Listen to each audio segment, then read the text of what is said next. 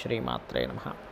ప్రేక్షకులకి ఆ లలితాంబిక అమ్మవారి యొక్క అనుగ్రహం పరిపూర్ణంగా కలగాలని మనస్ఫూర్తి కోరుకుంటూ, ఈ యొక్క జూన్ మాసంలో ద్వాదశ లగ్నాల వారికి, లగ్నం తెలియని వారి రాసుల వారికి ఏ విధంగా ఉండబోతుంది, ఏ విషయాల్లో చాలా అద్భుతంగా ఉండబోతుంది, ఏ విషయాల పట్ల జాగ్రత్తగా ఉండాలి, మరియు మీరు చేసుకోవాల్సినటువంటి దేవత ఆరాధన ఏమిటి, దీనికంటే ముందుగా మనం అసలు గ్రహస్థితి ఏ విధంగా ఉంది. మీనంలో రాహువు కుజుడు ఉన్నారు కాబట్టి ఆ కుజుడు మేషంలోకి 2వ తేదీ నుంచి మారిపోతున్నాడు. చంద్రుడు మీనం నుంచి మొదలుపెట్టుకొని మళ్ళా కుంభం వరకు ఈ 4 రోజులు తిరుగుతాడు. అదేవిధంగా వృషభ రాశిలో రవి, బుధ, శుక్ర, గురు 4 గ్రహాలు కలిసి ఉన్నాయి.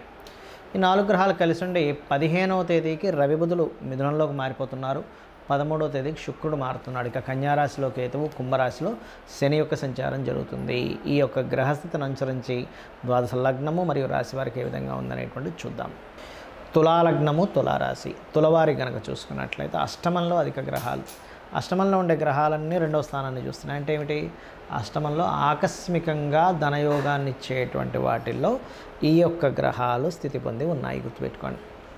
కాబట్టి ఆకస్మికంగా ధన లాభాలు అంటే ఎందులో వస్తాయండి, నేను ఏదైనా బెట్టింగ్స్లోకి వెళ్ళిపోనా అనుకుంటుంటారు, క్యాజినోస్ ఆడైనా అనుకుంటారు. కాదు, మీకు షేర్ మార్కెట్లో మంచి అవగాహన ఉన్నట్లయితే, అది కూడా బాగా అర్థం చేసుకోండి, అవగాహన ఉన్నట్లయితే లాంగ్ టర్మ్ ఇన్వెస్ట్మెంట్స్ ఏమైనా చేయగలిగితే అవగాహన దాని ద్వారా కొంతవరకు వస్తుంది. అది కూడా మీ పర్సనల్ చార్ట్లో 2, 5, 8, 11 పాజిటివ్గా ఫలితాలు ఇస్తూ నీచభంగ రాజయోగం కానీ విపరీత రాజయోగం కానీ ఉంటే అద్భుతంగా మీరు గ్రో అవుతారు, అందులో ఎటువంటి సందేహం లేదు. అయితే ఇక్కడ మిగతా అంశాలు కనుక చూసుకున్నట్లయితే ఫైనాన్షియల్గా బాగుంది.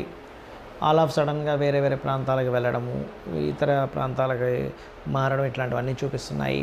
దీంతోపాటు కొంచెం షార్ట్ జర్నీస్ ఎక్కువగా ఉంటాయి ఈ టైంలో. అంటే ఒక ప్రాంతం నుంచి ఇంకో ప్రాంతానికి మాటిమాటికి మార్పులు లాంటివి మీకు ఎక్కువగా పనిచేస్తూ ఉంటాయి. హోమ్ లోన్స్ లభిస్తాయి. అందులోని చాలామంది చూడండి, బ్యాంక్కి వెళ్లకుండానే ఆన్లైన్లోనే హోమ్ లోన్స్ కోసం ప్రయత్నం చేస్తూ ఉంటారు. అటువంటి విషయాలలో మీకు ఆన్లైన్లో చాలా త్వరగా లోన్ సంబంధించినవి క్లియర్ అయిపోతుంది. అదేవిధంగా క్రియేటివ్ వాటి మూలంగా కూడా ధనయోగము. కాకపోతే ఈ సమయంలో ఈ 2వ తేదీ నుంచి ఎప్పుడైతే మీరు చూడండి సప్తమ స్థానంలో కుజుడు వచ్చాడో, కొంచెం జీవిత భాగస్వామిని పార్ట్నర్స్ ఎంచుకునే విషయంలో కొంచెం జాగ్రత్తగా ఉండండి. జీవిత భాగస్వామితో అనవసరమైన గొడవలు వస్తూ ఉంటాయి, లేదా జీవిత భాగస్వామికి కొంచెం తెలియని బీపీ లెవెల్స్ పెరగడం కానీ, లేకపోతే కొంచెం అగ్రెసివ్ నేచర్ ఉండడం జరుగుతూ ఉంటుంది ఈ టైంలో. లేదా వివాహం అనుకోగానే ఏదో గొడవ స్టార్ట్ అవ్వడం ఇట్లాంటివి అవుతూ ఉంటుంది. కాకపోతే మీరు 1, 2వ తేదీలు ఎవరికి అప్పులు ఇవ్వకండి. రుణ సంబంధించిన విషయాల్లో నీటి ప్రాంతానికి వెళ్ళేటప్పుడు అది కొంత జాగ్రత్తగా ఉండండి.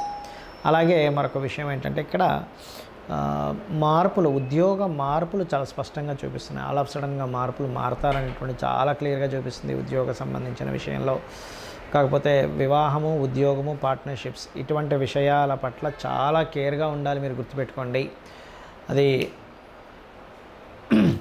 మరొక విషయం ఏంటంటే ఇక్కడ గమనించుకున్నట్లయితే ఇక్కడ పర్టికులర్గా ఈ కాంబినేషన్ ఏదైతే ఉందో, ఈ అష్టమ స్థానంలో ఉండేటువంటి కాంబినేషన్, ఈ గ్రహాలు పూర్వీకుల ఆస్తులకు సంబంధించిన విషయంలో కూడా కొంత పాజిటివ్గా ఉన్నాయి చెప్పాలంటే. కాకపోతే ఇన్వెస్ట్మెంట్ చేసేటప్పుడు కాస్త జాగ్రత్తగా ఇన్వెస్ట్మెంట్స్ చేయండి. విదేశాలకు వెళ్ళాలి, దూర ప్రాంతాలకు వెళ్ళాలనుకునేటువంటి విషయాల పట్ల కాస్త జాగ్రత్త వహించండి. అన్ని విధాలా మీకు బాగుంటుంది. ఇక మీరు నరసింహస్వామి యొక్క ఆరాధన, కాళికా అమ్మవారి యొక్క ఆరాధన చేయండి, అన్ని విధాలా బాగుంటుంది. చాలామంది నన్ను అడుగుతున్న విషయం ఏంటంటే, ఏమండి జాతకం ఒకటే కాకుండా వాస్తుపరంగా ఫైనాన్షియల్ గ్రోత్కి ఎటువంటి జాగ్రత్తలు తీసుకోవాలని అడుగుతూ ఉన్నారు. ఎందుకంటే మనం జాతకం చూసుకుంటూ ఉంటాము, అక్కడ రావాల్సినంత ప్రోగ్రెస్ రాకుండా ఎక్కడో ఆటంకం అవుతూ ఉంటుంది. అంటే దాని అర్థం ఏమిటి, మనకి ఇంట్లో కూడా ఎక్కడో ఏదో దోషం చేస్తున్నాం, ఫైనాన్షియల్గా ఇరుక్కుపోతున్నామన్నా, ధనం మనం ప్రయత్నం చేస్తున్నంత ప్రయత్నానికి మన టాలెంట్కి తగ్గ ధనం రావట్లేదన్నా, లేకపోతే మనం ఏదైనా ఉద్యోగం చేస్తూ అక్కడ ప్రమోషన్స్ రాలేకపోతున్నా, మనం చేస్తున్న వ్యాపారంలో గ్రోత్ లేకపోతున్నా, ఎక్కడో మనం వాస్తుపరంగా కూడా మిస్టేక్ ఉంటుంది. అంటే ఎట్లా అంటే చిన్న ఎగ్జాంపుల్ చెప్తాను. మనకు చక్కగా బండి నడపనవచ్చు, బైకో లేకపోతే కారు, కానీ బైక్ రిపేర్లో ఉందనుకోండి, మనం ఎంత టాలెంటెడ్ అయినా అది ముందుకు వెళ్ళదు, స్లోగానే వెళ్తూ ఉంటుంది. బికాజ్ ఆఫ్ దాంట్లో ఏదో ప్రాబ్లం ఉంది. అలాగే మనిషి జీవితంలో అతని యొక్క జాతక చక్రరీత్యా యోగం ఉన్నప్పటికీ అతను ఇంట్లో చేసే యాక్టివిటీస్, ఇంట్లో చేసే తప్పిదాలు, వాస్తుపరంగా చేసేటువంటి చిన్న చిన్న మిస్టేక్స్ కూడా ఇబ్బందినిస్తాయి. ఎలా అంటే ఇప్పుడు సెకండ్ లార్డ్ బాగున్నాడు, ఫైనాన్షియల్గా వస్తుంది, కానీ వచ్చిన డబ్బులు వచ్చినట్టుగా ఎందుకు ఖర్చు అయిపోతున్నాయి అనిపిస్తూ ఉంటుంది అందరికీ. ఏమంటే మాకు డబ్బులు వస్తున్నాయండి, ప్రతి నెల 1,00,000 2 లక్షలు సంపాదిస్తాం, కానీ అంతే ఖర్చు అవుతుంది. అంటే కారణం ఏమిటి అంటే ఒకటే గుర్తుపెట్టుకోండి, మీ ఇంట్లో దక్షిణ నైరుతి అంటారు, దాన్ని ఇంగ్లీష్లో అయితే సౌత్ వెస్ట్. చాలామంది తెలియక ఏం చేస్తారంటే దక్షిణ నైరుతిలో ధనాన్ని తీసుకెళ్ళి పెడతారు.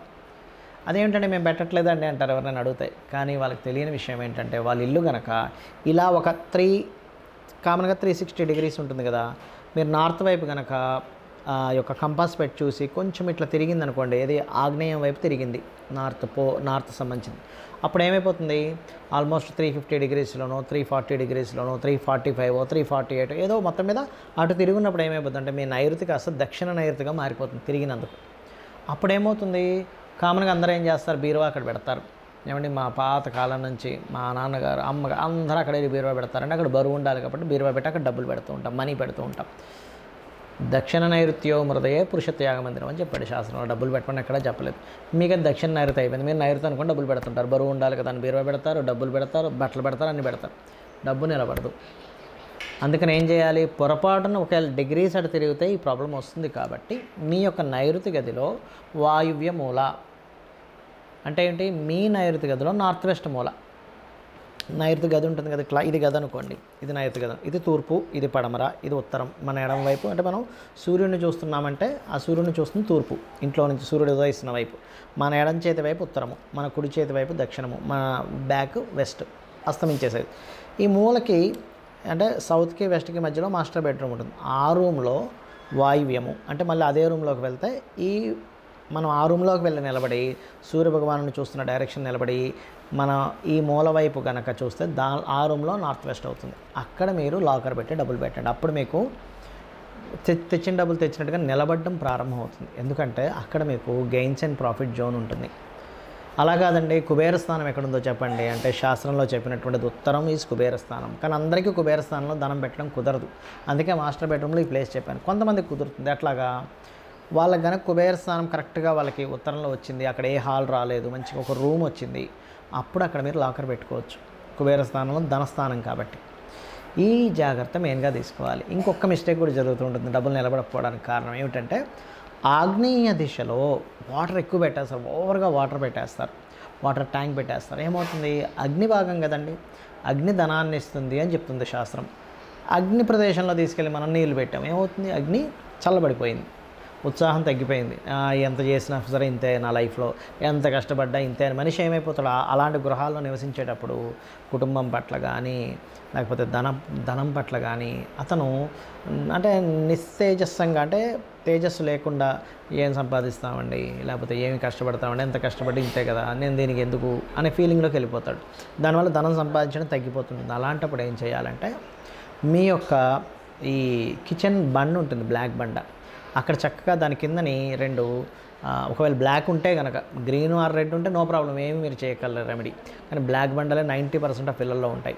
స్టవ్ కిందని ఒక చిన్న 2 గ్రీన్ కలర్ టైల్స్ పెట్టండి. బికాజ్ ఆఫ్ వాటరీ ఎలిమెంట్ అంటారు బ్లాక్ కలర్ని, వాటరీ ఎలిమెంట్ అక్కడ వచ్చేసింది, దాని మీద మీరు స్టవ్ పెట్టారు. సో ఈ జాగ్రత్త తీసుకోండి. వీలైనంత మటుకు కిచెన్ కొంచెం గ్రీనిష్ వచ్చేలా చూసుకోండి, ఎందుకంటే ఎయిరీ ఎలిమెంట్ రావాలి అక్కడ.